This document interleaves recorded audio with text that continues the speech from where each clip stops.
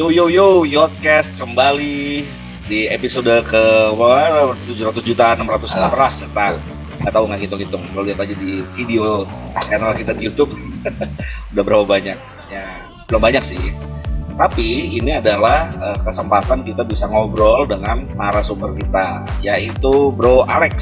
Halo Bro Al. Selamat malam Bro Adio dan Bro Tio. Ini sama-sama yo nih di belakangnya. Oh, pantas maka tadi tagline-nya yo. Pas dong. Nah, jadi Bro Al ini adalah teman podcast gue juga di podcast kita yang namanya Solidaritas Bacot Sobat. Gitu ya. Sekarang mampir di Yotcast. Adio Tio. Bisa jadi narasumber tetap tuh. Asik. Tapi tidak dengan gaji tetap. Artinya tetap tidak digaji. Tetap tidak digaji. Nah, itu sesuatu yang tetap. Iya. Oke, Bro, kita pengen ngobrol-ngobrol nih tentang apa yang sedang lo pikirkan. Salah satunya ya, yang lo kan mikirin banyak hal nih. Mikirin negara, mikirin istri, mikirin anak, mikirin tetangga gitu kan. Termasuk mikirin lo kenapa keluar. Jangan dibahas di sini, kawan. Oke. Nah, yang gue tahu lo pernah cerita, lo kan sedang menulis sebuah tulisan yang Panjang. mahakarya gitu kan. Nah, tulisannya itu mengenai seks. Nah, ini adalah sesuatu yang sebetulnya jarang orang membicarakan gitu ya. Orang Indonesia jarang membicarakan. Tapi penduduknya sampai 270 juta, artinya mereka sering melakukan gitu. Ya, betul sekali. Lebih baik praktek daripada buat dipraktek rupanya berarti. Nah, sebagai bapak-bapak, Bro Alex ini telah memenuhi kriteria untuk diundang menjadi narasumber di podcast bapak-bapak ini gitu kan. Karena pernah melakukan. Ya, menurut gue beliau adalah seorang praktisi lah gitu gampangnya. Jadi bukan abal-abal lah. Gak bacot doang ya. Nah, sekarang kita kasih kesempatan Bro Alex untuk memberikan pernyataan awalnya. Nah, dari situ ntar kita ngobrolin, kita tanyain, kita bedah lebih lanjut. Silakan Bro. Ya, terima kasih Bro Tio, Bro Adio ya. Ya, topiknya tadi sudah disampaikan oleh Bro Tio tentang seks, tetapi yang mau saya katakan di awal ini adalah bahwa seksualitas itu adalah salah satu aspek dalam diri manusia, salah satu dimensi diri manusia. Sebagai salah satu dimensi ya tentu kita perlu memahami dengan baik dan benar salah satu dimensi itu. Sama seperti ketika kita berupaya untuk memahami dimensi spiritual dari diri manusia ya, juga kita perlu memahami dengan baik, maka demikian juga seksualitas manusia itu juga perlu dipahami dengan baik dan benar. Begitu Bro. Bro Adio mau mulai? Silakan. Ini belum panas benar. Tapi dari judulnya ada udah menggelitik dong. Perlu kita bedah gitu. Nah, gitu. Iya sih, soalnya seks itu memang penting gitu ya. Bukan sekedar untuk digosipin, di kasak kusuk begitu ya. Tapi kalau menurut gue penting karena kita bertahan hidupnya sebagai spesies manusia itu kan melalui seks. Salah satunya. Tapi juga memang seringkali disalahgunakan sehingga ada pelecehan gitu ya. Mana Bro Al, kalau melihat ada pelecehan itu sebetulnya apa yang terjadi tuh? Apakah dia salah memandang seksualitas atau gimana? Ya tentu saya mau kembali dulu pada hal yang paling mendasar, itu adalah manusia itu makhluk seksual juga ya. Ya hewan juga makhluk seksual. Bahkan mungkin dalam penelitian mengenai tanam-tanaman juga mungkin para ahli botani itu juga mungkin menemukan bahwa pada tumbuhan juga ada aspek seksualnya ya, tetapi saya tidak akan masuk ke sana karena itu bukan wilayah saya hanya pada masalah seksualitas manusia ya. Manusia itu adalah makhluk seksual. Ada masa-masa, kalau secara biologis ya, ada masa-masa ya manusia itu birahinya naik gitu ya. Sama juga dengan binatang. Ada masa-masa binatang juga birahinya naik, musim kawin dan seterusnya. Manusia juga seperti itu gitu ya. Sebagai makhluk seksual, sebetulnya di dalam tradisi peradaban manusia itu kan sudah banyak sekali yang mengulas itu, sudah banyak sekali yang menelaahnya, baik itu dari sisi biologi, dari sisi sosiologi, dari sisi seni juga, dan juga dari sisi agama. Itu banyak sekali menelaah. Dari sisi filsafat juga tentunya, yang memang menjadi hal yang saya pakai untuk mendekati kenyataan bahwa manusia sebagai makhluk seksual ini ya. Jadi perkara seksualitas manusia itu bukan sesuatu yang baru sebetulnya dalam diri manusia dan juga dalam peradaban manusia ya. Itu sebuah tema topik yang lama yang diperbincangkan, didiskusikan, direfleksikan. Tapi lucunya adalah kita di Indonesia itu kalau bicara seksualitas manusia itu ya seringkali dianggap sebagai hal yang tabu gitu ya. Saya tidak tahu, saya belum tahu secara historis mengapa tabu itu muncul di dalam perbincangan mengenai seksualitas manusia di Indonesia. Saya belum tahu sejarahnya seperti apa, tetapi kenyataan yang seringkali kita hadapi adalah ketika berbicara tentang seksualitas manusia itu dianggap sebagai hal yang tabu. Padahal kalau ngomong seksualitas ya sebenarnya kita berbicara tentang salah satu aspek dari diri kita sebagai manusia, sebagai makhluk seksual. Begitu bro. Tapi ini juga mungkin apakah karena ada pergeseran budaya atau sejarah, atau kalau kita melihat kan sebenarnya kan kalau kita lihat artefak di candi-candi Lingga dan Yoni misalnya ya. Nah itu kan pada zaman itu mungkin hal biasa ya kita melihat itu.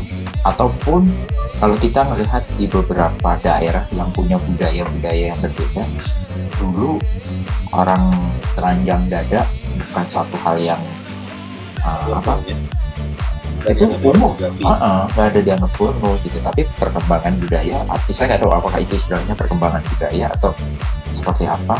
Tapi gue tambahin dulu bro, ada yang baru nih, Dinar Candy yang penyanyi dangdut dan DJ itu, yang baru-baru ini, kemarin apa hari ini gitu ya? Hari ini dipanggil. Nah, dia pakai bikini, dia memprotes kebijakan PPKM gitu kan. Nah, terus dia mau dipenjarakan 10 tahun dengan tuduhan pornografi. Nah, itu masih pakai BH, pakai kolor tuh. Dan kemarin tuh ada protes juga tuh ketika nonton Olimpiade voli pantai. Ya, betul. Nah, itu diprotes juga itu di media disiarkan juga. Maksudnya itu protesnya itu ya disiarkan juga bahwa harus pakai pakaian yang tertutup gitu ya. Ya artinya, tapi sebenarnya kan pakaian voli itu ya pakaian layaknya olahraga itu toh. Iya. Artinya, ya itu. Kadang-kadang kita melihatnya dari sisi mungkin dari Bro Alex bisa menjelaskan pergeseran apakah yang terjadi sehingga orang semakin kesini, apakah saya nggak tahu, mungkin kita pakai kaos gini nanti di tahun-tahun ke depan dianggapnya juga tabu, bisa jadi kan, kita nggak tahu juga. Iya. Nggak tahu juga kan, terlalu terbuka gitu ya. Iya kan, terlalu terbuka gitu. Bisa jadi seperti itu. Ya maka seperti yang saya katakan tadi bahwa persoalan seksualitas ini kan sebuah persoalan yang boleh dikatakan sebuah persoalan yang seksi, yang oleh berbagai macam pihak, oleh berbagai macam wawasan dunia itu berebutan untuk membicarakannya. Dari segi medis membicarakannya, dari segi agama membicarakannya. Kalau dari segi agama itu kan membicarakannya dalam konteks prokreasi ya biasanya. Kemudian kalau di dalam segi biologis tentu akan membicarakannya terkait dengan fungsi-fungsi organ seksual manusia, dan tentu tetap dalam kerangka prokreasi juga itu ya. Tapi nanti ada pergeseran juga itu bahwa pemahaman terhadap seksualitas manusia itu lalu tidak sekedar pada prokreasi tetapi juga pada rekreasi misalnya. Nah, persoalan seksualitas dalam konteks rekreasi ini juga nanti menjadi rebutan terutama di industri saya katakan ini bukan industri pornografi tetapi saya menyebutnya industri seksual. Nah, industri seksual ini nanti dibagi lagi itu. Misalnya pada film-film misalnya ya, film-film kalau kita sering mengenalnya itu kan film-film porno gitu ya misalnya ya. Blue film. Nah, blue film gitu. Atau dulu zaman saya masih aktif di gereja itu istilahnya bukan blue film, Tom and Jerry. Istilahnya Tom and Jerry. Itu Nah. kode kalian itu. Iya, kode. Nah, selain itu, industri seksualitas ini juga misalnya dalam pariwisata. Pijet. Di pariwisata itu, saya kira kalau kita mau jujur, pariwisata di belahan dunia manapun pasti menyertakan juga seksualitas di sana. Itu sudah menjadi sorotan banyak pihak lah ya. Kemudian ada Yang yang di Arab menolak. itu kan tadi perut gitu tuh. Ya, lalu agama juga berebutan tadi ya soal seksualitas. Seni juga sama. Saya ingat saya dulu mungkin sekitar tahun 2001 2003 itu. Saya lupa kalau tidak salah itu saya di salah satu pusat kebudayaan, tidak usah sebut merek ya. Salah satu pusat kebudayaan di daerah Jakarta Timur itu menghadirkan pelukis dari luar negeri yang mereka melukis di kanvas tetapi dengan perempuan dan laki-laki lalu melukis dengan tubuh telanjang mereka, jadi seluruh badannya dicat gitu ya. Memang kelihatan erotik memang, tapi itu kan dalam konteks seni ya. Jadi di situ juga menunjukkan bahwa persoalan seksualitas itu kan juga hal yang dimasuki oleh seni gitu ya. Nah, kita di Indonesia misalnya perkara seksualitas itu saya lihat misalnya pada fenomena ketika anak-anak bertanya soal aspek seksual dari diri mereka. Orang tua itu kerap kali itu tidak mau menjelaskannya. Kalau mau, nggak siap biasanya. Entah orang tua nggak siap atau entah nggak tahu, tetapi realitasnya begitu ya. Orang tua sering menjelaskan tetapi menggunakan istilah-istilah yang menghaluskan ya. Ya padahal kalau kita mau berbicara sebagai sebuah realitas sebagaimana yang saya katakan tadi, ya seksualitas itu ya realitas manusia gitu ya, realitas diri manusia. Jadi ya kenapa juga harus menggunakan penghalusan seperti itu gitu kan.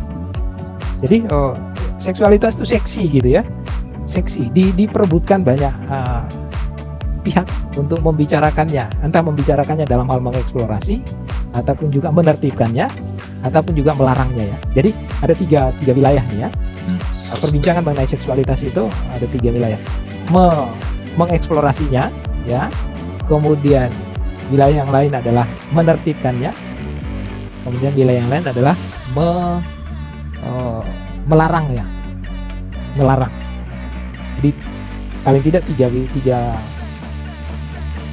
bidang atau 3 aspek itu yang seringkali mengemuka ketika berbicara tentang seksualitas. Nah, kalau untuk soal mengapa orang tabu berbicara mengenai seksualitas, saya kira kita mungkin bisa melihat konteksnya juga ya, konteks apa larangan itu muncul. Tetapi larangan umumnya lebih pada agama ya, agama dan juga sopan santun, perkara sopan santun. Seringkali kemudian menempatkan kalau ngomong tentang seksualitas itu lalu sebagai hal yang tabu. Tapi saya melihat bahwa ketika mentabukan seksualitas itu kan sebetulnya berakar pada paradigma apa sih sebetulnya yang berlaku di dalam pikiran orang yang mentabukan seks itu ya. Paradigmanya apa? Dugaan saya paradigmanya adalah memandang seks sebagai sesuatu yang kotor. Padahal harusnya nggak di situ ya, karena Padahal nggak di situ karena ya ini realitas manusia gitu kan. realitas dan pada akhirnya seks itu juga bisa menjadikan sesuatu hal yang baik, misalkan seperti seni seperti itu. Betul. Kalau kita tarik jauh ke belakang misalnya di sejarah filsafat Yunani itu Plato itu menempatkan seksualitas itu sebagai eros ya. Eros itu artinya daya hidup. Jadi seksualitas itu kehidupan. Nah, Plato menghadapkannya dengan Thanatos. Thanatos itu artinya kematian. Jadi kalau hari ini kita dengar istilah eros, erotik, itu kan sebetulnya berakar pada Yunani kuno ketika Plato berbicara mengenai energi hidup, daya hidup, dan dia menggunakan istilah eros. Bukan eros penyanyi ya. Ya. Kalau buat cowok itu juga memang menghidupkan itu. Iya memang. Bukan yang mati. perempuan juga gitu. Iya. Tapi ini nggak hanya pemikiran aja dari bahasan kita ini. Bisa jadi ada cara pandang kita tentang seks, karena seks itu bisa salah satu menimbulkan tindak kejahatan. Bisa jadi ya. Nggak tahu, ini mungkin Bro Alex bisa menjelaskan. Maksud saya gini, ketika dalam kondisi-kondisi tertentu orang telanjang, itu kan bisa membangkitkan birahi orang lain yang melihat. Ketika itu bukan menjadi haknya, dia mencoba untuk melakukan sesuatu di tempat terbuka, yaitu dianggap kejahatan. Apakah hal demikian yang kemudian harus diatur sehingga segalanya menjadi lama-lama menjadi sebuah aturan ya, kayak si Nina Candy tampil seperti itu, delik aduannya bagian bahasa hukumnya adalah itu pornografi. Ya. Ketika itu sudah dikelola dalam sebuah aturan, peraturan pasti ada konsekuensi hukumnya. Tapi barangkali apakah demikian orang memandang, kemudian pada akhirnya kita langsung dibikin otak kita jadinya kalau udah pokoknya bicara tentang seks ada tempatnya, kalau nggak ada di tempat itu ya berarti melakukan sesuatu yang salah. Apakah barangkali seperti itu? Tadi di awal kan saya katakan bahwa manusia itu makhluk seksual, demikian pun juga pada binatang itu kan juga makhluk seksual ya. Jadi kalau kita hanya melihat semata-mata melihat seksualitas itu secara biologis ya, seksualitas secara biologis, maka ya nggak ada bedanya dengan binatang sebetulnya, karena binatang juga secara biologis itu dia seksual ya. Tetapi pada manusia seksualitas itu, makanya pada manusia itu seksualitas tidak saja sebagai aspek biologis. Nah, pada manusia aspek biologis dari seksualitas itu nanti wilayahnya kan pada wilayah ilmu biologi misalnya ya, atau misalnya orang yang memang juga ya, misalnya Dr. Boyke misalnya. Dr. Boyke itu kan spesial seksiologi ya, seksiologi secara biologis tentunya. Dulu di pos kota itu ada Nick L. Tobin. Ya. Nah itu saya kira generasi kita itu pasti membaca itulah ya, membaca rubrik di pos kota itu. Kalau di pos kota pertama saya kira membaca rubrik itu gitu ya. Sembunyi lagi. Nah, mereka berbicara secara biologis tentunya. Nah, tetapi pada manusia kan aspek biologis ada, aspek budaya ada, aspek seni ada, aspek normatif ada gitu ya. Jadi di situ yang kemudian membedakan perbincangan kita tentang seksualitas pada manusia dengan perbincangan mengenai seksualitas pada makhluk hidup yang lain, misalnya pada binatang gitu ya. Nah, justru karena pada manusia maka lalu muncul misalnya ada larangan, ada itu ya, tiga pihak tadi itu ya, ada tiga hal tadi itu yang saya katakannya, ada larangan, ada eksplorasi, kemudian ada penertiban. Jadi pada manusia seksualitas selalu bergerak dalam tiga itu ya, larangan, kemudian eksplorasi, lalu penertiban ya, ditertibkan. Nah, peran itu diambil oleh semua orang atau tidak. Pada aspek larangan dan penertiban, nah itu umumnya berada pada wilayah hukum dan agama ya. Berada pada regulasinya dari agama. Ya, betul, regulasinya dari agama dan hukum. Tetapi pada eksplorasi itu wilayahnya industri itu. Industri seksualitas tadi itu di sana ya, kita ambil contoh lah ya, seperti beberapa tahun yang lalu ya, heboh hotel apa di daerah Ancol itu, Alexis itu ya, Hotel Alex itu. Saya nggak punya saham di situ. Nggak punya ya? Nggak punya saham. Karena namanya sama, punya saham. Alexis. Atau jangan-jangan namanya memang Alexis itu seksi gitu ya memang ya. Ada XX-nya lah itu ya. Ada X. Nah, seperti misalnya diduga pada saat itu bahwa hotel itu kan di sana terjadi jual beli seks gitu ya. Nah, regulasi di situ sebetulnya regulasinya hanya pada izin boleh atau tidak gitu kan. Tetapi aktivitas seksualnya itu sendiri kan tidak dilarang. Di situ mau pakai gaya baling-baling helikopter ya silakan, mau gaya apapun ya silakan, tidak ada regulasi di situ. Tetapi kalau misalnya pada agama, misalnya ya, pada agama, saya sebut misalnya dalam tradisi kekristenan misalnya ya, itu regulasinya sampai pada regulasi aktivitasnya, bukan saja perbincangan tetapi pada regulasi aktivitasnya misalnya ya. Pada eksplorasi tadi yang menjadi wilayahnya industri seksualitas tadi itu, di sana kan dimungkinkan misalnya sesama jenis gitu ya, dimungkinkan di situ.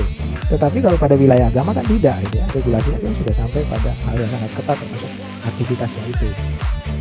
Nah mungkin saya tambahin, nggak cuma aktivitas tuh, dari pikiran aja kan iya, udah betul. dibilang Betul, misalnya pada mengingini iya, mengingini milik orang lain, dalam hal ini entah barang entah orang anak orang, itu sudah salah gitu ya, salah menurut norma agama itu ya.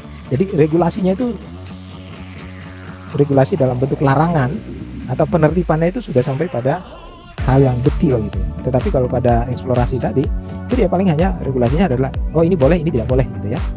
Boleh dalam arti misalnya kayak judi gitu ya, yang boleh masuk di situ adalah yang kelompok umur sekian dan punya duit sekian gitu ya, anak-anak nggak boleh masuk gitu ya. Tetapi kalau pada agama misalnya atau pada hukum itu, agama terutama itu sudah pada pikirannya seperti Mas Adio bilang tadi ya, pikiran apalagi tindakan ya, itu regulasi sudah sama. Bahkan misalnya pada agama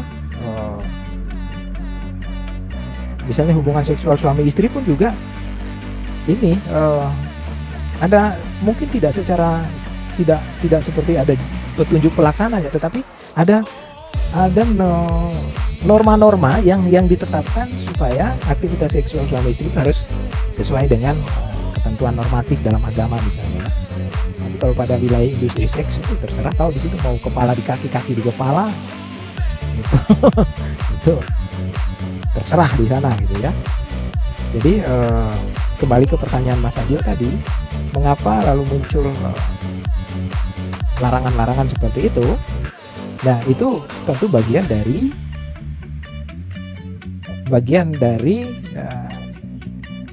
ketika kita berbicara mengenai seksualitas pada manusia, itu tak terhindarkan, memang itu tidak terhindarkan. Ketika kita ngomong tentang seksualitas pada manusia, maka mau tidak mau kita berhadapan dengan larangan ataupun juga penertiban ya, seperti itu khas memang menjadi wilayahnya manusia gitu ya, tak terhindarkan. Bro, gue mau nanya bro, Yo, kan ini kan ngomong eksplorasi, larangan dan penertiban. Sebetulnya sebelum masuk ke situ kan ada edukasi, ya, kayak anak lo tuh di sebelah tuh. Ya, dia selalu bertanya tentang identitas biologisnya. Nah, gue juga waktu belum lama inilah gue juga bertanya gitu kan. Ya. Sampai-sampai gue menyiapkan satu file PowerPoint menunjuk. Jadi gue seharian gue mikir dulu gue mau cerita apa sama anak gue gitu kan. Kalau enggak nanti dia kalau misalnya kita ngomongnya pakai birds and bees gitu ya, tipikal katanya di Amerika begitu menjelaskannya kan, pembuahan tanaman gitu kan, di metaforakan seperti itu. Gue pikir enggak, apakah mau pakai burung atau mau pakai istilah yang umum di kita gitu ya, TIT misalnya gitu kan. Enggak lah, akhirnya gue memutuskan ya udah pakai nama yang benar gitu kan, nama saintifik lah, ya memang namanya benar gitu kan. Kalau alat kelamin pria ya penis dan seterusnya gitu ya. Nah maksud gue kalau misalnya orang nggak ngomongin, belum tentu diedukasi di rumah dengan benar. Terus kemudian dia tiba-tiba udah gede, sudah masuk ke dalam industri itu, lalu tiba-tiba dilarang, dibatasi, diatur gitu-gitu. Bahkan jadinya kayak misalnya kayak udah kelongkap gitu ya, udah ada tahapan yang terlewat kan. Nah, mending sebelum masuk ke penertiban dan pelarangan, mungkin kita ngomongin dulu edukasinya dulu, bro. Oke. Ya. Dan juga kan seks itu juga kan bukan hanya intercourse gitu kan. Ya itu salah satunya lah gitu ya. Tapi pengenalan fisiknya apa segala macam gitu kan, itu tugas kita nih bapak-bapak nih, gitu. Ibu-ibu juga lah. Ibu, ya. Ya betul, saya setuju. Itu yang tadi saya katakan di awal bahwa ketika kita berbicara tentang seksualitas pada manusia, maka mau tidak mau kita bicara pada 3 wilayah tadi ya. Nah, pada wilayah larangan dan penertiban, maka larangan dan penertiban itu akan efektif kalau ada edukasi, ada pendidikan seksualitas. Saya setuju. Nah, saya ambil contoh lah di rumah saya. Anak saya sekarang usia 11 tahun dan 8 tahun. Pertanyaan mereka ya, anak-anak usia gitu kan rasa ingin tahunya tinggi ya. Termasuk rasa ingin tahu tentang keadaan biologis mereka. Misalnya anak perempuan saya pernah nanya, kok punya Niko, anak laki-laki saya namanya Niko gitu ya. Kok punya Niko keluar tapi kok punya aku tidak gitu kan. Lalu saya bilang, oh itu bedanya laki-laki dan perempuan seperti itu. Itu pertanyaan-pertanyaan awal gitu ya.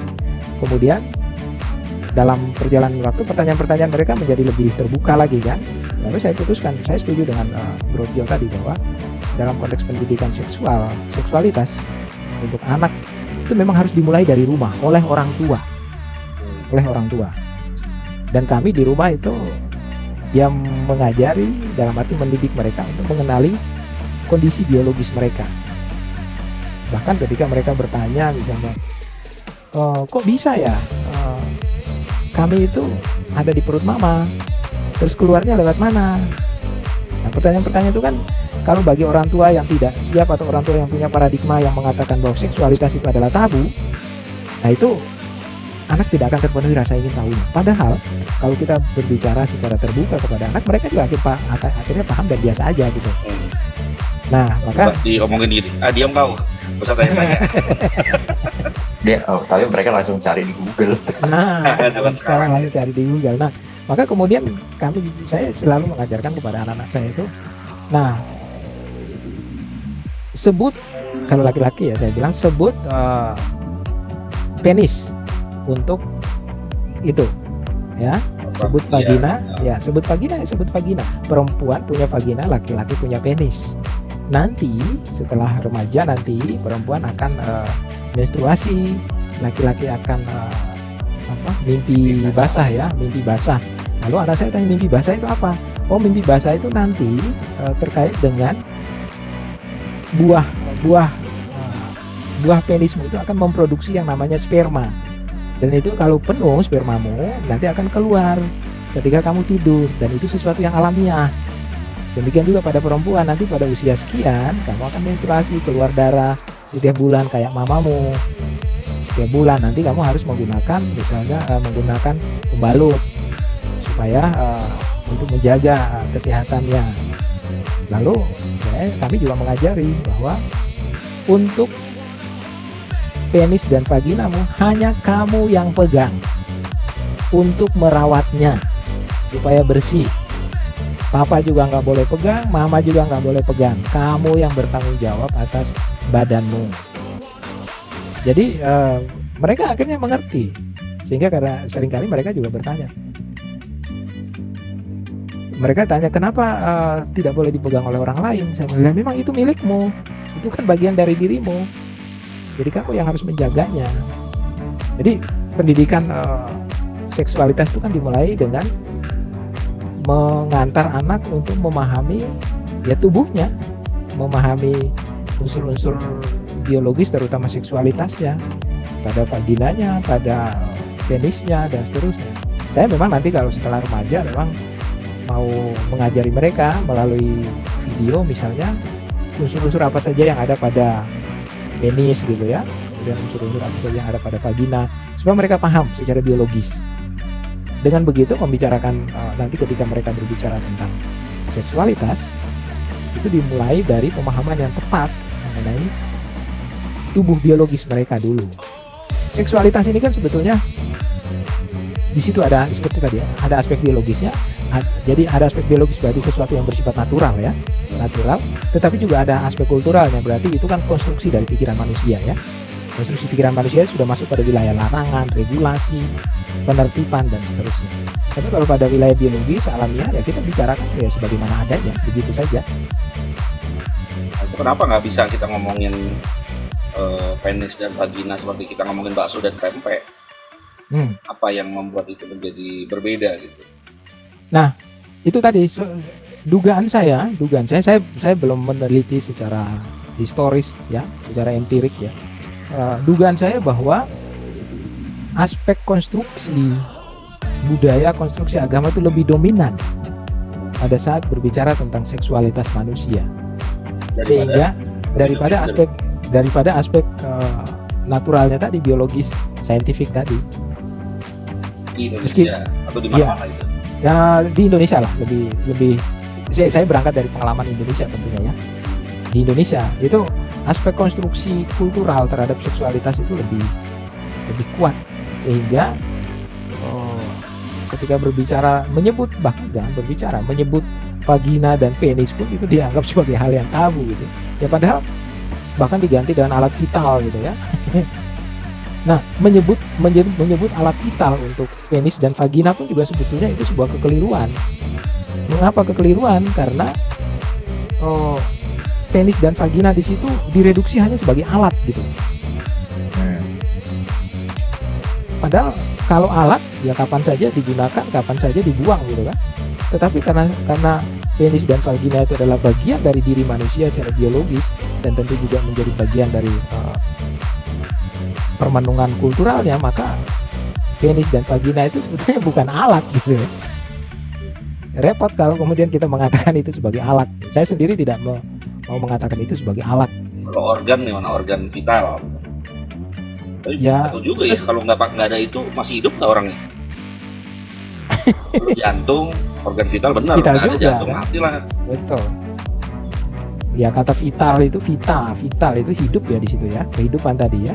Nah, tadi saya katakan sebagai eros itu ya. Jadi alat vital itu apa makna ya? Apakah itu alat yang utama atau apa? Tapi bagi saya menyebut penis dan vagina sebagai alat itu mereduksi seksualitas, mereduksi penis dan vagina itu sendiri juga gitu.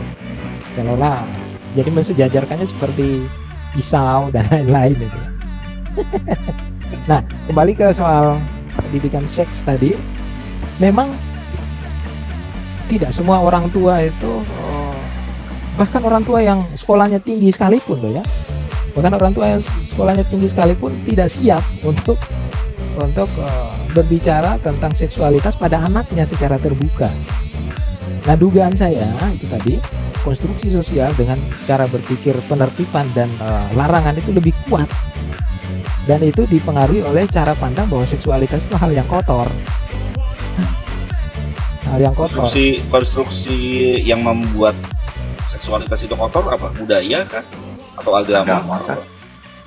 Nah, kalau saya mengecek jauh ke belakang itu tidak terlepas dari cara pandang begini. Yang rohani itu lebih tinggi, lebih bagus, kemudian yang material itu lebih rendah statusnya ya. Sehingga itu tidak terlepas dari pandangan dualisme ya, pandangan dualisme mengenai tubuh dan jiwa ya. Jadi dalam sejarah filsafat itu kan pandangan dualisme itu kan sangat kuat ya. Sehingga misalnya di dalam tradisi gereja Katolik itu di zaman pertengahan ya, seksualitas itu dianggap sebagai hal yang kotor. Maka kemudian selalu ada upaya untuk penertiban dan bahkan menolaknya. Nah, paradigma seperti itu, cara pandang seperti itu yang kemudian berpengaruh terhadap bagaimana orang tidak mau secara terbuka berbicara tentang seksualitasnya. Nah, boleh jadi juga kembali ke tadi Mas Adio katakan bahwa mungkin itu karena ada kejahatan seksual gitu ya. Betul, ada kejahatan seksual, tapi apakah kejahatan seksual itu kemudian membuat kita tidak berbicara secara terbuka mengenai seksualitas manusia? Saya kira itu keliru juga gitu ya. Kejahatan seksual di sisi lain kemudian mengenali seksualitas sebagai bagian dari diri manusia, itu kan juga satu sisi yang tidak bisa kita abaikan juga gitu ya. Nah, orang tua yang atau keluarga-keluarga yang menganggap seks itu sebagai hal yang tabu untuk dibicarakan bersama anaknya, Saya kira lebih banyak dipengaruhi oleh tadi ya cara berpikir, pada wilayah yang cara berpikir yang berlaku pada wilayah penertiban dan larangan tadi, yang tentu tidak terlepas dari semacam wawasan dunia bahwa yang spiritual itu lebih baik, lebih mulia, sementara yang fisikal, yang material itu lebih buruk gitu ya. Ya padahal ya kenyataannya kita itu kan dua aspek itu kan melekat pada kita gitu ya, melekat pada kita. Jadi kalau memisahkannya secara dualistis seperti itu ya akan merepotkan ketika kita berbicara tentang seksualitas gitu bro.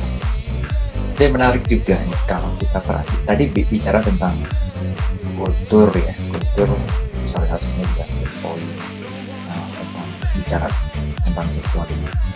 Kalau kemudian agama dianggap sebagai bagian yang lebih tinggi dibandingkan dunia, berarti artinya seks itu masih dianggap bagian keduniawian tubuh kita misalkan kali itu.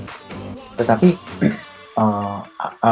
kalau kita saya coba mau melihat dari sisi sejarah agama-agama lah, kalau mau bicara sejarah agama. Sebenarnya kalau kita melihat di candi-candi yang ada seperti tadi kita Borobudur misalnya ya, Borobudur itu bagian paling bawah itu. Betul. Ya. Nah itu di sana kan bicaranya adalah bicaranya agama, tetapi di satu sisi di sana juga bicara kultur, tradisi, bicara tentang juga ya artinya bicara agama ada, bicara tentang kehidupan manusia juga ada, walaupun mungkin itu adalah bagian dari gambaran yang dilarang secara agama. Mungkin kalau saya salah mengistilahkan demikian, kalau mereka tidak menulisnya dalam bentuk buku tapi digambarkan dalam relief yang ada, berarti itu memang digambarkan sebagai ini bagian yang mungkin nggak boleh lah, atau mungkin ya ini bukan sesuatu yang wajar untuk dilakukan secara agama mungkin seperti itu. Tapi menariknya adalah ketika seks itu adalah sesuatu yang ya seperti ya sebenarnya kalau tadi dibilang itu adalah sisi manusia kita, dan seks itu juga sebagian dari sisi manusia seperti halnya makan kan. Bisa jadi seperti halnya minum, cuma ketika itu dijadikan pesta itu menjadi tidak benar. Kalau kita pesta makan-makan sih masih oke. Tapi ketika kita bicara pesta seks akan menjadi tidak oke gitu kan istilahnya seperti itu. Tapi pada wilayah eksplorasi tadi yang saya katakan itu dimungkinkan itu. Bisa terjadi ya? Iya, itu bisa terjadi, itu dimungkinkan. Bahkan seperti tadi saya katakan pada wilayah eksplorasi itu tidak saja beda jenis, sesama jenis pun juga dimungkinkan di sana. Selama di area eksplorasi. Di area itu, selama di area itu. Kita tidak bicara tentang agama, kalau udah di situ udah pasti. Betul. Jadi misalnya pada wilayah eksplorasi itu segala hal dimungkinkan di situ. Bukan hanya one on one juga ya? Oh enggak, mau rame-rame ya silakan gitu kan. Itu di wilayah itu. Nah, artinya realitas eksplorasi yang tadi saya katakan itu, misalnya nanti juga ada beberapa hal yang terkait dengan masuk pada wilayah agama misalnya. Pada wilayah eksplorasi, satu hal yang sering muncul itu adalah misalnya soal kenikmatan relasi seksual ya. Pada wilayah eksplorasi yang dikejar itu salah satunya adalah soal mendapatkan kenikmatan seksual. Ya. Tetapi pada wilayah agama misalnya beda lagi. Pada wilayah agama perkaranya bukan pada kenikmatan seksual, tapi perkaranya adalah pada prokreasi gitu ya. Nah, jadi di wilayah agama tidak memberi bobot yang besar pada kenikmatan, tetapi pada prokreasi. Tetapi pada wilayah eksplorasi tadi ya, dalam industri seks itu kenikmatan itu dimungkinkan di situ. Tidak saja satu beda jenis, tapi sesama jenis, tidak saja dua orang, tetapi bisa rame-rame gitu.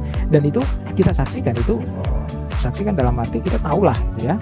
Kalau buka Google itu kan atau buka internet itu dengan mengetik istilah-istilah kunci misalnya akan muncul itu banyak sekali video-video di situ yang bisa dilihat gitu. Ya saya melakukan riset sampai ke tracking sampai ke situ untuk melihat perkara seksualitas manusia ternyata Maka tadi di awal saya katakan perkara seksualitas manusia itu hal yang seksi sehingga diperebutkan oleh banyak pihak. Nah,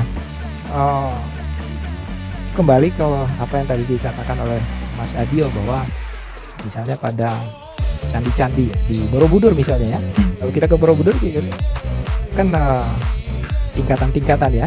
Borobudur itu sendiri kan sebetulnya secara antropologis kan sebuah candi yang menggambarkan bagaimana perjalanan spiritual manusia ya. Perjalanan spiritual manusia itu mulai dari yang paling dasar, hidup dengan segala kenikmatannya, kenikmatan fisik termasuk seks, sampai dengan mengalami pencerahan. Pencerahan tuh paling atas gitu ya. Jadi kalau memandang candi Borobudur misalnya, itu ya kita bisa membayangkan bagaimana Buddha mengkonstruksikan perjalanan spiritual manusia. Nah, perjalanan spiritual manusia ya tidak bisa langsung lompat sampai ke pencerahan, enggak. Tapi harus mulai dari bawah gitu ya. Dimulai dari bawah paling dasar dulu, yakni ya, kehidupan ragawi, kehidupan fisik kita. Nah, tetapi yang menjadi persoalannya adalah orientasi yang begitu besar terhadap tentu ini bukan soal Buddhanya ya, bukan soal Buddhismenya, tetapi kembali ke hal yang tadi saya katakan bahwa cara pandang atau paradigma yang mengatakan bahwa yang spiritual itu yang lebih tinggi, sehingga pada akhirnya orang menolak membicarakan hal yang paling dasariah itu. Padahal hal yang paling dasariah itu ya ada di dalam dirinya gitu kan. Ada pada kenyataan bagian dari dirinya dan bagian dari dirinya, dan ya mari kita bicarakan secara terbuka saja mengenai hal itu. Tidak usah direpresi juga gitu ya. Bisa disalurkan, tetapi tentu dalam konteks kultural tadi ya. Pada agama ya tentu seperti itu. Kemudian pada misalnya dia pada wilayah eksplorasi, pada industri ya, kalau di Indonesia mungkin tidak ya. Industri seks di Indonesia itu kan tidak ada gitu ya. Sejauh ini saya tidak tahu. Sejauh yang saya tahu tidak ada. Undergroundnya banyak sih, undergroundnya banyak. Anda mau cuci tangan atau gimana ini? Belum diajak ini. Dulu ada deh ya. Zaman Ali Sadikin itu ada ya. Sengaja dikumpulkan. Betul, sengaja dikumpulkan. Ya itu kan bagian dari industri seks juga gitu ya. Di lokalisasi di sana supaya siapa yang punya duit ya silakan ke sana gitu ya. Ternyata banyak kan yang ke sana. Betul. Jadi ya industri seks itu juga jalan ya. Agama juga dengan caranya menertibkan dan melarang itu juga jalan terhadap seksualitas manusia. Tapi bagi saya mau melarang, mau menertibkan ataupun juga mau eksplorasi, kita mulai dengan membicarakan ini sebagai realitas dalam diri kita sebagai manusia. Sehingga nanti sampai pada tahap tertentu, setiap orang silakan kau ambil keputusan. Dan setiap keputusan kan selalu ada resiko ya. Dan harus terima resiko itu. Ya kalau kamu mau milih jalan agama ya terima resiko bahwa seksualitasmu kamu hidupi dalam kerangka penertiban dan larangan. Tetapi kalau kamu mau memilih di jalur eksplorasi itu, dan memang realitasnya ada ya, di Indonesia juga ada, ya terima resiko kalau memang kamu pilih jalan itu. Tetapi dimulai dari yang paling dasar adalah kita kenal, tahu secara detail dulu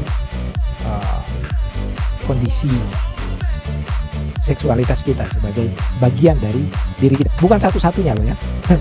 Seksualitas itu bukan satu-satunya aspek pada diri manusia, tapi salah satu. Nah gini bro, kalau misalnya tadi kita ngomongin aturan larangan itu kan ranahnya hukum sama agama ya, sama sosial juga. Kalau eksplorasi itu kan mengejar ke sensasinya gitu ya. Ya, salah satunya. Karena ada juga yang mengejar ekonomi di sana. Oh, oke. Iya. Iya, benar sih. Karena industri kan. Pada ada industri. Nah, gimana, Bro? Nah, terus kalau misalnya dia tanpa ada kan kalau kita ngelihat kan gini. Setelah ditangkap gitu ya, para pelaku seksnya, para PSK-nya, lalu mereka diedukasi. Nah, kalau gue tadi kan proposnya adalah edukasi dulu, baru kemudian nanti ada prakteknya lah, atau ada pernikahan di mana di dalamnya ada kehidupan seks gitu kan. Nah, kalau misalnya edukasi dari ini kan menurut gue sih telat gitu ya, karena ini kan harusnya di awal gitu. Nah, tapi apakah itu menjadi hal yang telat atau ada opsi lain yang lebih masuk akal gitu? Menurut lu gimana? Saya lebih cenderung melihat itu kita orang Indonesia ini sebenarnya tidak jujur gitu. Tidak jujur terhadap diri kita sendiri bahwa kita memang makhluk seksual juga. Iyalah, kalau nggak ada yang beli, ngapain pada begitu banyak yang jual kan gitu? Jadi ya kita mulai dari sepakat dari pendidikan dulu ya, maksudnya dari edukasi. Edukasi berarti di sini kan bukan soal jangan dipersempit juga edukasi itu lalu jatuhnya pada larangan dan penertiban ya. Tetapi lebih pada bagaimana seorang anak misalnya itu mengenal secara objektif seksualitasnya. Kemudian kita ajak anak untuk melihat fenomena sosiologisnya, termasuk juga fenomena agamanya yang berebutan berbicara tentang seksualitas juga. Jadi misalnya pada anak usia SMP, SMA lah, kita bicara secara terbuka bahwa persoalan seksualitas ini juga menjadi wilayah industri loh. Artinya ketika kita berbicara masalah sosiologi seperti itu kan bukan berarti bahwa kita suruh dia pergi ke sana, enggak juga, gitu kan? Tidak, kita hanya berbicara fakta bahwa seksualitas itu juga menjadi industri, dijual beli di sana.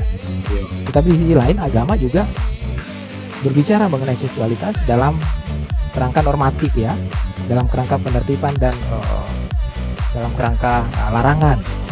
Nah, edukasi model begitu kan tidak pernah ada di Indonesia sejauh saya tahu. Maka tadi saya katakan kita orang Indonesia ini nggak jujur.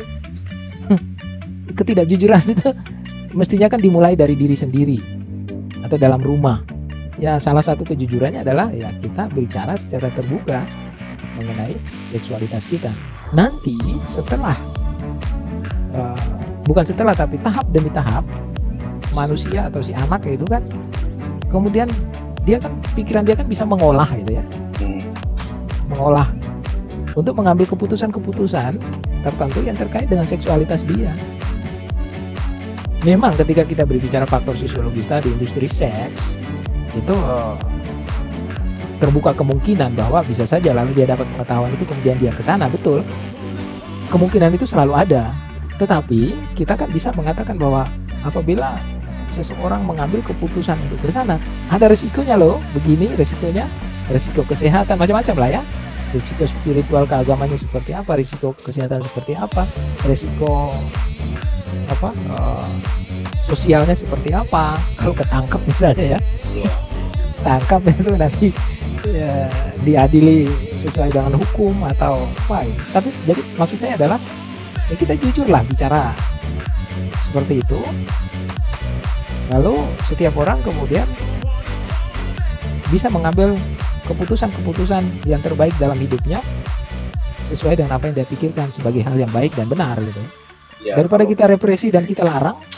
Ya, tapi kalau misalnya pendekatannya ini kan rasional ya, rasional. Sementara mungkin di masyarakat itu nggak selalu rasional, tapi lebih ke emosional misalnya gitu ya. Dengan begitu doang gitu ya, mungkin dianggap juga dengan begitu doang gue bisa beli handphone yang bagus, dengan begitu gue bisa bantu gue bisa menyediakan makanan di rumah. Jadi kan jadi nggak logis nih gitu kan, jadi nggak pakai rasio kan. Ya konsekuensinya ya nantilah itu kan orang lain yang kena, gue kan enggak gitu. Jadinya gue berusaha mengerti bahwa ada sisi sisi emosional, ada sisi kebutuhan yang perlu dipenuhi gitu ya, karena kebutuhan orang beda-beda juga gitu ya. Yang itu ada material ya, apapun dia lakukan demi misalnya pas harga ratusan juta atau handphone harga belasan puluhan juta gitu kan, atau demi rasa kasih sayang dia diterima, mungkin ada juga yang kayak gitu. Tapi kalau misalnya kita berharap masyarakat, ya lu harus rasional dong berpikir konsekuensinya. Nah menurut itu rasional gak? Berharap masyarakat itu rasional banget gitu. Ya mungkin ini terlalu ideal juga gitu ya, ideal juga. Artinya terlalu naif juga kalau mengharapkan semua masyarakat itu rasional ya. Tetapi poin saya adalah hal yang paling sederhana sebetulnya adalah kita jujur pada diri sendiri gitu ya, jujur bahwa kita adalah makhluk seksual terbuka saja bicara soal penis dan vagina, tidak usah bicara terbuka saja, memang itu ya realitasnya begitu ya, bahwa Ini nanti porno, kan? Hah? Yang punya kan lagi-lagi kan, nah itu kan tergantung cara berpikir bro. porno. kalau Porno memandang- itu adalah padahal- realita gitu kan. Padahal seksualitas itu kan tidak semata-mata soal porno dan tidak porno gitu kan. Porno itu kan hanya satu aspek kecil dari seksualitas manusia, bukan satu-satunya hal dari seksualitas manusia. Dan mengatakan itu sebagai porno sekalipun, ya lagi-lagi soal ini ya, cara berpikir gitu ya. Orang kalau ya mungkin karena mereduksi seksualitas itu hanya sebagai organ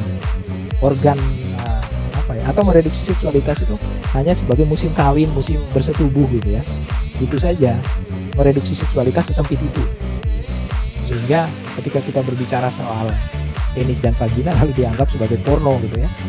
Maka kalau kita berbicara seperti itu dan menganggapnya itu sebagai porno, maka itu sebetulnya juga reduksi, penyempitan lah ya, penyempitan seksualitas manusia. Porno itu hanya satu titik kecil dari semesta seksualitas gitu ya. Tapi seru Semesta dipompa seksual. terus.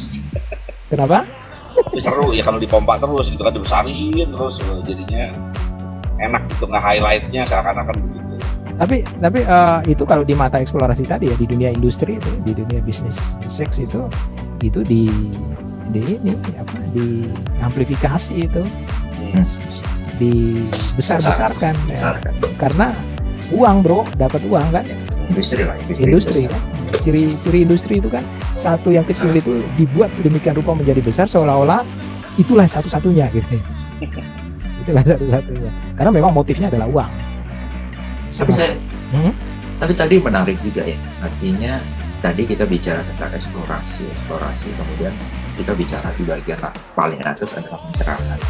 Kalau kita melihat dari sisi struktur, ya ini ke apa, culture dari apa, dari budaya, dari apa itu kan semuanya digambarkan, modelannya adalah piramidal. Hampir semuanya, ya entah itu Borobudur pun piramidal bentuknya, konsepnya. Artinya pada bagian atas kita menuju ke arah pencerahan. Memang kalau dibicara bahwa seks itu adalah bagian dari diri manusia yang nggak bisa lepas, dan itu pun juga memang kita perlu untuk menggunakan gitu. Itu bagian basic, bagian dasarnya. Ibaratnya seperti di Borobudur itu juga bagian dasarnya yang berbicara tentang seks itu seperti apa. Tapi ada step berikutnya yang kemudian kita nggak melulu ada di bawah gitu. Kita harus naik gitu, satu step lebih ke atas, di mana nanti poin seksnya tetap ada, tapi nggak skalanya nggak besar lagi, makin mengecil karena memang orientasinya adalah ke pencerahan. Saya ingatnya gitu, saya melihatnya gitu. Mungkin kalau kita di kekristenan melihat bahwa di Alkitab pun di sana bercerita tentang tokoh-tokoh rohani itu dulunya itu juga kan mereka juga punya lebih dari satu istri toh. Artinya ada apa istilahnya, ada istri terus ada budaknya, budak yang dia, dan berjalannya waktu kemudian kan pada zaman Rasul, di zaman Yesus itu kan sudah mulai tidak berbicara lagi suami istri. Kalau mereka memang ada keinginan ya mereka boleh menikah, tapi kalau kuat ya mereka boleh sendiri kan. Artinya pada akhirnya ketika dia menuju ke formula pencerahan ya mereka tujuan ke Tuhan, ya mereka mulai mereduksi apa yang tadinya eksplorasi kita menjadi hal yang dituju. Kalau saya ngelihatnya apakah itu ada kaitannya dengan budaya, kultur, agama-agama yang ada.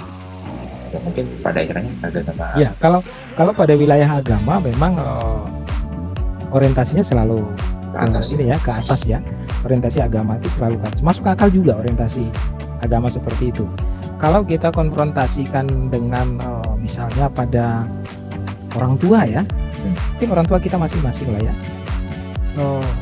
Terlepas dari apakah itu karena pengaruh ajaran agama atau tidak, tetapi saya juga melihat bahwa selain karena pengaruh agama, juga ada semacam kesadaran dari diri manusia itu sendiri bahwa dia tidak bisa hanya berhenti pada bagian yang paling dasar itu. Itu semacam kecenderungan dasar manusia kok. Jadi entah orang yang tidak beragama sekalipun itu juga punya arah seperti itu. Jadi pada masa tertentu atau pada usia tertentu, mungkin terkait dengan kesehatan fisik yang masih bagus dan seterusnya, hormon-hormonnya masih bergejolak dan seterusnya, pada wilayah seksualitas itu dia begitu bersemangat berbicara dan mengeksplorasinya. Tapi pada perkembangan berikutnya, seiring dengan perkembangan fisiknya juga, usia juga semakin bertambah, orang manusia entah beragama, ya entah itu beragama ataupun tidak beragama, selalu mulai punya orientasi hidup yang naik lagi. Itu yang tadi saya katakan, bahwa ketika seksualitas itu masuk dalam perbincangan pada manusia, maka dia menjadi sesuatu yang kompleks ya, dibicarakan bukan semata-mata sebagai hal yang biologis sebagaimana kita bicara pada binatang, tapi pada manusia itu kemudian menjadi kompleks lagi. Kalau dalam konteks agama atau dalam konteks peralihan dari tahap yang paling bawah ke tahap yang berikutnya untuk sampai pada yang spiritual, itu memang kekasan pada manusia ya begitu. Itu menjadi kecenderungan pada manusia. Pada agama ditempatkannya dalam kerangka mengarah pada Tuhan ya, mengarah pada yang ilahi. Jadi manusia itu lalu hidupnya, jiwa manusia atau keberadaan manusia itu diarahkan pada yang spiritual itu. Jadi saya setuju bahwa eksplorasi, entah itu dalam kerangka eksplorasi pada wilayah industri tadi maupun eksplorasi pada wilayah agama ya, karena pada level tertentu di agama pun juga eksplorasi dimungkinkan, tetapi tetap dalam konteks agama ya. Eksplorasi itu pun juga sampai pada tahap tertentu ditinggalkan kok oleh manusia ya. Hanya ditinggalkannya itu bukan karena dia takut untuk tidak mencapai pencerahan, atau kalau dalam bahasa agama untuk tidak masuk dalam surga misalnya, tetapi ditinggalkan dengan berangkat dari kesadarannya bahwa ya ini memang saya perlu tinggalkan. Maka tadi ketika kita jujur berbicara tentang seksualitas pada diri manusia, maka ketika kita berpindah dari satu tahap dari tahap yang paling bawah ke tahap yang atas, itu kita pindah karena kita sadar diri gitu ya, bukan karena kita takut, bukan karena kita takut bahwa wah ini kalau saya begini terus nanti dosa, nanti nggak masuk surga dan seterusnya, dan bukan itu, tetapi karena kita sadar bahwa memang kita mengarahkan hidup kita kepada hal yang spiritual tadi ya. Naik kelas secara sadar, bukan naik kelas karena takut. Nah kalau naik kelas secara sadar, maka seksualitas itu tidak tabu dibicarakan. Seksualitas itu bukan hal yang kotor. Ya, seksualitas menjadi bagian dari dirinya. Memang pada masa tertentu dia mengeksplorasi, tapi secara sadar juga bahwa hidup manusia itu tidak melulu di situ. Kalau melulu di situ ya sama aja dengan kucing, sama aja dengan anjing gitu ya, musim kawin ya. Induk nggak tahu mana induknya gitu ya, anak nggak tahu anak gitu ya.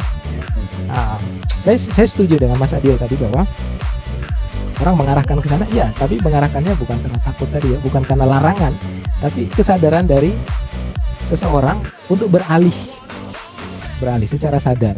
Termasuk juga tadi contoh yang menarik sebetulnya, diksi yang bagus tadi. Kalau kuat kemudian hidup sendiri ya, itu kan artinya dia sadar dong, dia ukur dong kapasitasnya ya. Misalnya kita bisa lihat pada para rohaniwan ya.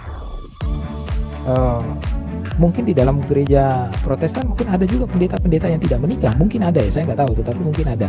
Dan kalau di Katolik misalnya romo-romo kan ya memang tidak menikah ya, karena ya mereka kuat untuk itu secara sadar untuk mengelola seksualitasnya itu bukan dengan prokreasi ya, tetapi ya mengelola seksualitasnya itu dengan kegiatan-kegiatan lain. Sebetulnya kan perkara seksualitas atau energi seks kita lah ya, energi seks kita ini kan juga, kalau kita yang menikah ini kan juga dia bekerja itu kan hanya pada saat-saat tertentu saja gitu kan, tidak mungkin tiap jam tiap hari gitu. Kalau tiap jam tiap hari itu hanya ada di industri seks itu. Terlatih gitu ya. Itu terlatih, itu sudah disuntik dengan apa gitu. Jadi malah itu jadi budak, jadi budak seks juga gitu. Ya kalau kita yang menikah ini kan ya nggak mungkin lah tiap hari kita bersetubuh terus gitu kan, enggak lah. Emang hidup hanya bersetubuh saja. Apalagi ada yang mengagung-agungkan, mengglorifikasi berapa kali sehari gitu Oh, ya. kayak gitu tuh. Oh, dulu setiap hari nggak kuat, apalagi berapa kali sehari. Glorifikasi macam itu, kalau saya sih melihatnya itu bisa jadi orang yang mengglorifikasi itu terpapar oleh itu tadi, industri seks tadi itu, yang memandang seks sebagai hal yang harus diglorifikasi gitu, yang nggak perlu juga diglorifikasi gitu. Ya mungkin buat dia itu sebuah sensasi yang luar biasa lah begitu ya, bisa melakukan itu berkali-kali, berjam-jam misalnya gitu ya. Yang mana gue pikir sih kalau kita ngomong seksualitas itu adalah realita, ya realitanya nggak seperti itu gitu. Betul. Ada limitasi lah ya. Ada limitnya. Normalnya. Betul. Jadi, tapi ada yang menarik juga ya. Ada yang menarik juga itu kalau dari literatur yang saya baca itu, misalnya ini satu literatur ini menarik nih, kalau mau bisa dibaca ini, Philosophy of Sex ini. Terus Apa? punya segede setebel itu, mendingan diceritain aja deh. Kalau baca buku ini, seks itu menjadi nggak ada nafsunya.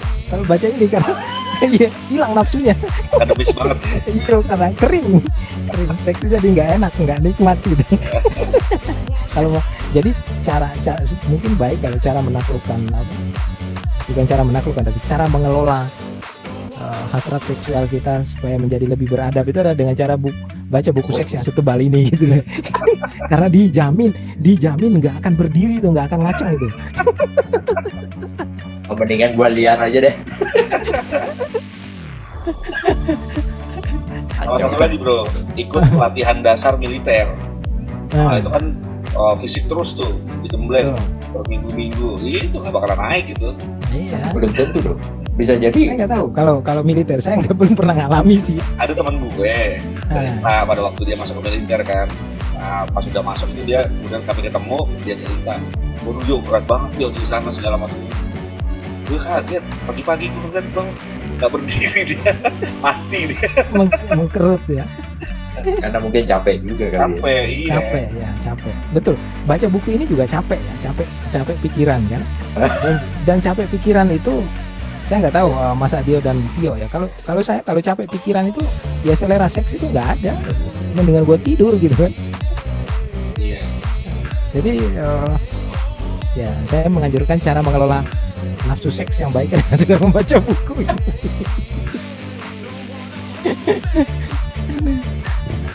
ya itu ya. Oke.